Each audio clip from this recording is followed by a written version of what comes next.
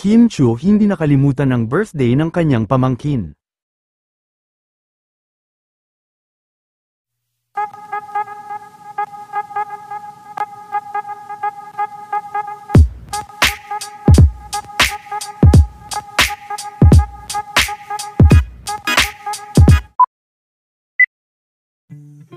Bilang pagdiriwang at advance celebration kahapon sa kaarawan ng pamangkin ni Kim na si Liam, ay isang masayang selebrasyon nga, ang naganap kahapon sa Enchanted Kingdom kasama ang pamilya ni Kim at ang mga kaibigan ng kanyang pamangkin, kung saan ay hindi naman nakapunta si Kim dahil sa kanyang trabaho, bagamat hindi nakapunta ay hindi naman nakalimutan ni Kim na batiin ang pamangkin nito, bukod sa kanyang ipinost na larawan ay bumati rin ito habang ito ay nasa showtime kanina.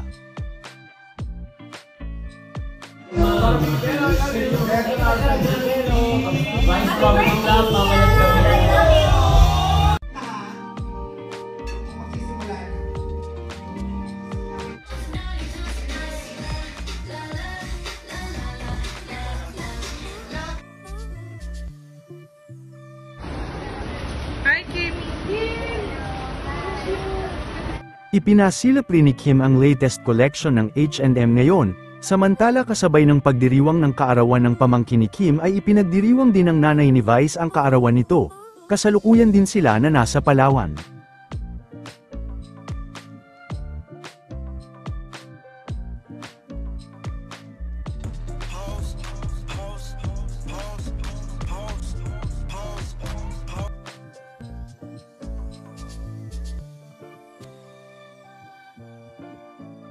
Ayan, umariba na naman ang mga bats. Oh, ang dami, pak.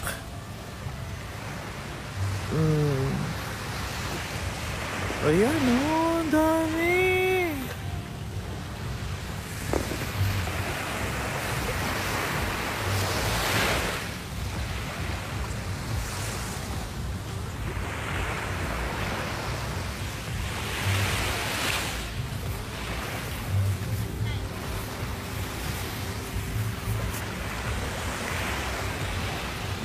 Nakikita ba?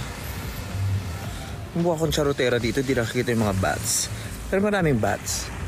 Ayan, ayan, ayan, ayan,